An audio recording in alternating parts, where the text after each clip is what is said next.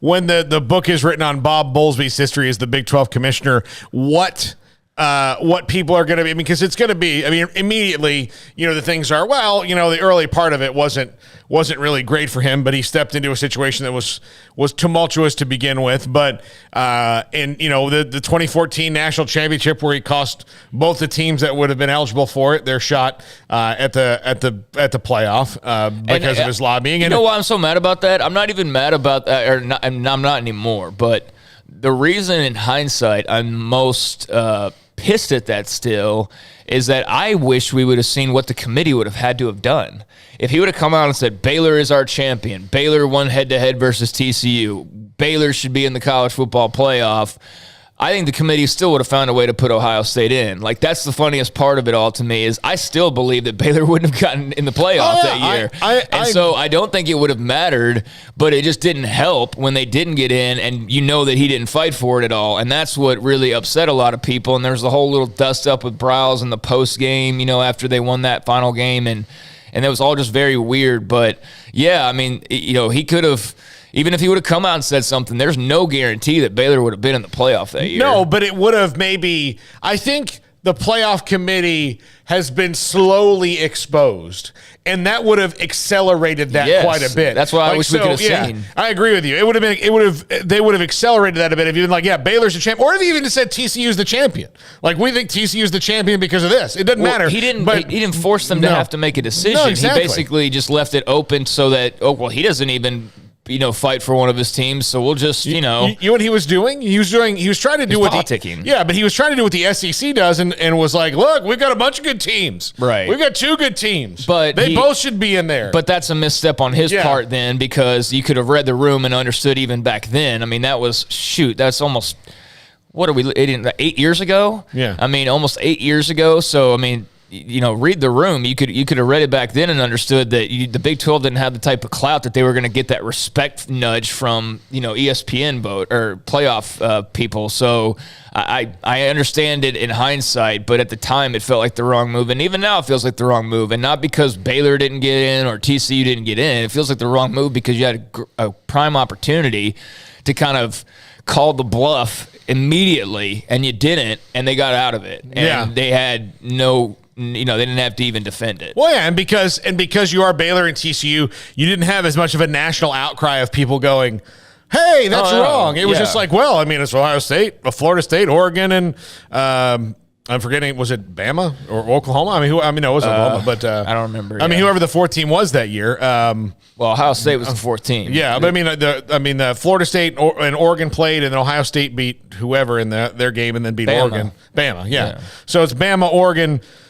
All that, and so, Florida State kind of got in on they were still undefeated and they were the defending champ, but really I think Oregon exposed that they probably shouldn't have been in that four, but when you win 29 games in a row, you're probably going in, and so it is funny to me. You look back on that, but then you look at Bob Bowlsby when he was presented with another challenge, and he certainly learned from the first one. It's like, look, I'm not pulling any punches anymore. I'm going to say what I'm going to say. Texas and Oklahoma screwed us. They screwed us. They had no concern for what was going on. They're contractually, we think they did it in cahoots with some other parties, and I'm going to say that. And that ultimately staved off a lot of destruction in college football, at least in the short term. It may wind up happening one day, but at least in the short term, it staved off a lot of destruction.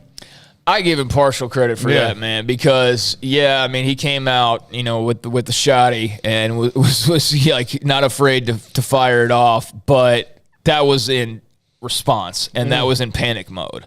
That wasn't from the outset of like, oh, I'm hearing rumblings about this. What's that? Let's address this. No, that was him just simply having to react, like an injured animal. That's basically what it was. That's when they're at their most dangerous, right? So, we saw a different side of Bob Bowlsby because he had no other choice. It was sit on your hands and just be the clown that everybody's pointing and laughing at because the conference is falling apart and you were none the wiser the entire time while you're shaking hands with Chris Del Conte and Joe Castiglione, and they're sitting there 5 minutes later behind your back around the corner, speculating about this entire other move that's going to maybe break down your entire conference and your job and the livelihood of other schools, while they're all none the smarter about it. And, he did look like a fool there for a moment, but I guess in theory he could have just taken his lumps and just walked away like a sad clown or something. But, he did the only other option that he had, which was fight back and get angry about it. And I just kind of wish we would have seen more of that. I wish we would have seen that during the Baylor TCU thing.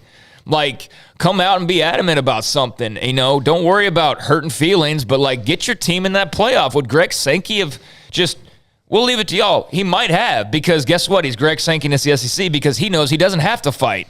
ESPN's going to fight for him, or whoever. The college football media is going to, propel the SEC into the playoff more so than they will a Big 12 team that's sort of on that line. So they needed somebody to fight to get one team in there, and they got none. And even if he would have fought like we just got done saying, maybe it wouldn't have mattered in the long run. It just would have been nice to see. So my only thing is I'm glad to have seen the fight there at the end. And, yeah, you got to give him credit for moving fast, but I give him partial credit just because – it was all reactionary. Well, it wasn't visionary. And then that's the thing is like these, when you talk about Greg Sankey or other, what has the Big 12 done that's really been visionary? I mean, maybe you could say this last round of realignment and what they're projecting this to be eventually, but outside of that, I don't know. I don't really look at any areas where they really led the way or where they were the king of this or the king of that. And that's what they need more of, actually. They need more of a visionary this time around. And they're not going to probably find a Greg Sankey who's going to be able to, or any other people that were involved along the way and making the SEC what it was or the Big Ten what it was. But, I do think there is room to be a lot better than you are moving forward. And I do think the right person with the right mindset and the right vision and going back to qualities needed, like somebody who does have some idea of the media landscape and what that looks like, that would be another trait I would add in there. But that's what they need. They need somebody with the vision. They need somebody who knows the brand and knows how to take it to another level because it's kind of been sitting in neutral for a while now. And there's been times where you could have kicked it out of neutral and really hit the gas. And for one reason or another, you never did, either because you didn't have the vision to or the guts to or whatever it is. But they need that guy who has those pieces or that gal that has those pieces. Well, and look, they anytime